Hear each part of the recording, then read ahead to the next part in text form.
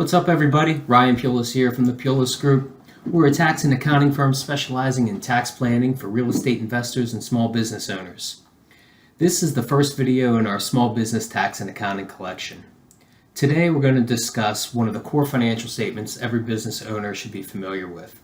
That's the income statement, also referred to as a profit and loss statement, or P&L for short. You can see here on the screen I have a sample company income statement up so we can follow along. Every company has an objective to provide goods and services at a profit.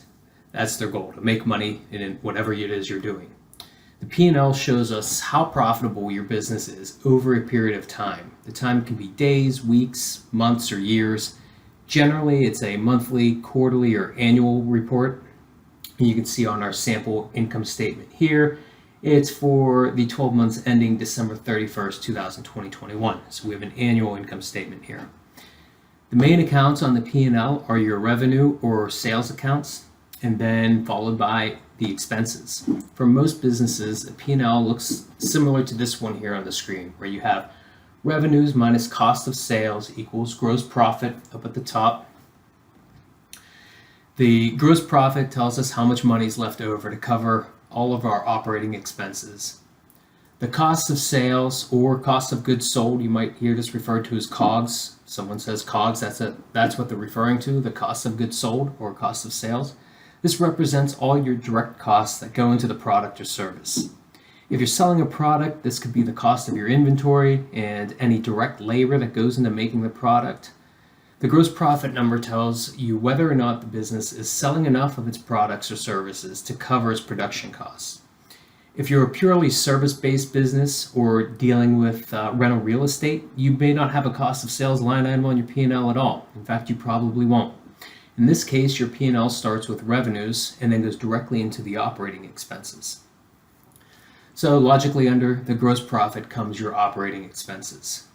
These are the costs required to run your business. I've included some common operating expenses here for our sample company, but each business will look a little different. So you can see here under operating expenses, we've got advertising, computer and internet, depreciation, office expense, legal and professional, payroll. This would be your general and admin payroll. Direct payroll costs are generally going to be included in your cost of sales number. We've got rent, software costs, supplies, and then a total operating expenses down here, which totals out to $179,511. When you deduct the operating expenses from your gross profit, that leaves us with an operating income number of $138,644. Is that good or bad? Well, it's going to depend on your business. Generally, you're going to want to have a positive number there, and depending on how much you need to reinvest or can pay out to your shareholders, whether it's good or bad, it's going to depend and vary business to business. So your operating income's the money left over after deducting all of your operating expenses, and it tells you how much income from operations your business is generating. It's an indication of the company's earning power from its product or service operations. Underneath our operating income line item is an area for non-operating expenses such as interest. If you're a C corporation, you may also see income tax expense down here underneath interest. These are non-operating items because they're not really part of the operations of your business. One company may take on debt to fund their operations and therefore have interest expense. Another company may fund it purely out of capital that was raised by investors or income that was previously earned in prior years. So operating income is a good measure to compare company to company. So your operating income less these non-operating expenses give us the company's net income. So this is your true bottom line and represents how much money is left over after factoring in all of the business's expenses for the period. In our sample company here, our net income is just over $125,000 with gross revenues of $636,000. That gives us about a 20% net margin. So you'll see I have the three profitability ratios out to the right on our sample company here. We've got the gross profit margin ratio at the top, and then you'll see the operating margin and net margin as well. So it's good practice to track these so you can tell if any particular area on the P&L is moving outside the historical norm. If it is, you want to know why.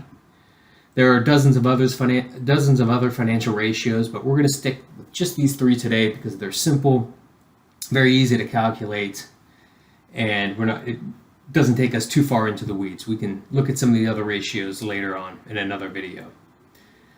So let's just take a look at the first ratio, our gross profit margin. That's calculated by taking the gross profit of $318,155 divided by the total revenues. So that comes out to be about a 50% gross margin. This tells us what percent of sales are left over to cover our operating and other expenses. And it's also used to analyze a company's efficiency in producing its products and services.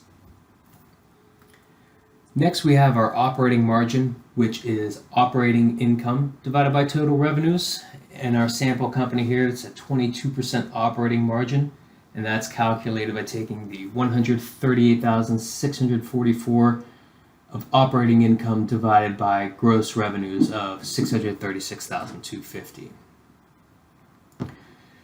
This ratio shows the quality of the business operations, and as I mentioned before, it can be used to compare different companies, especially if they're in the same industry.